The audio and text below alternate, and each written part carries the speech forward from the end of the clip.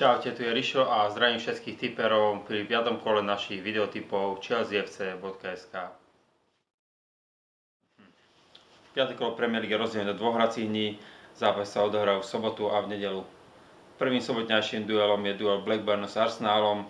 Blackburn je stále na poslednom mieste so ziskom jedného bodu, ktorý sa im podarilo uchmatnúť na Craven Cottage. Arsenal má na konte 4 body a je na 12. mieste. V tomto dueli favorizujeme Arsenal.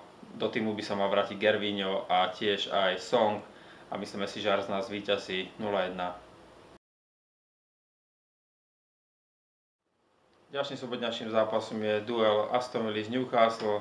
Ani jeden z oboch tímov ešte neutopil horko z porážky. Aston Villa je na 8. mieste, Newcastle je za Chelsea 4. Newcastle sa podarilo v posledných 3 zápasoch udržať si čisté konto. Bude to ťažký zápas, ale myslíme si, že Aston Villa napokon Newcastle zdolá výsledkom 1-0.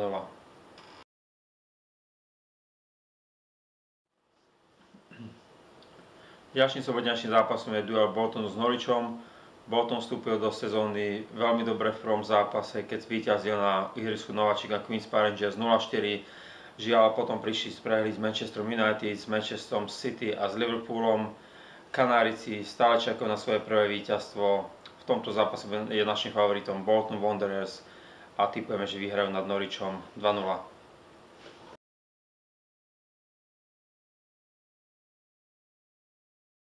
Toffees privítali na domácom štadióne tým Roberta Martineza Wigan Athletic, ktorý prehral minulý týždeň s Manchesterom City 3-0 a v tomto týždni bol vyradený z pohára po porážke z Crystal Palace 2-1.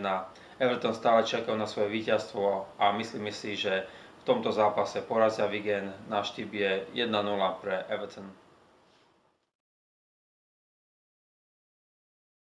Tým Brendana Rodgersa Swansea City privítá v 5. kole na svojej pôde hostí z West Bromwich Albion.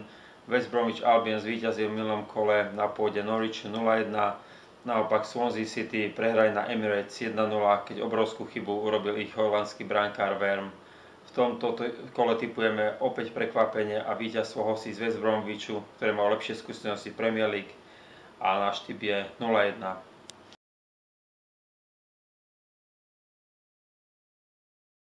Posledným sobotnejším zápasom 5. kola je duel Wolves s Queen's Parkom Rangers. Wolves sú momentálne na 7. mieste tabulky Premier League, Queen's Park Rangers je 11. Queen's Park Rangers posilnil toto leto, do týmu prišli 5 hráči, okrem ex-hráča Chelsea, Sean Wrighta Phillipsa prišiel Joey Barton, ktorý sa stal jej kapitánov, ďalej prišiel Andon Ferdinand, Luke Young a Traoré. V tomto zápase tipujeme remízu 1-1.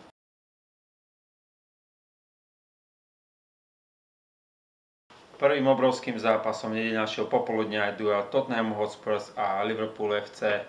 Kým domáci získali v minulom kole prvé cenné 3 body do tabulky víťazstvo nad Wolves, Liverpool prekvapilo podľahou Stoke City 1-0. V minulej sezóne zvíťazí Tottenham v oboch zápasoch, ale v tejto sezóne sa prikláňame k remize a tipujeme výsledok 1-1.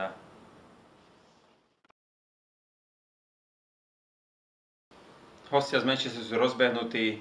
Domáci Fulham stále čaká na prvé víťazstvo. Obidve mužstvá remizovali v európskych pohároch počas týždňa, ale favoritom nedeľného duela je jednoznačne Manchester City. Náš tip je 0-2 pre Citizens.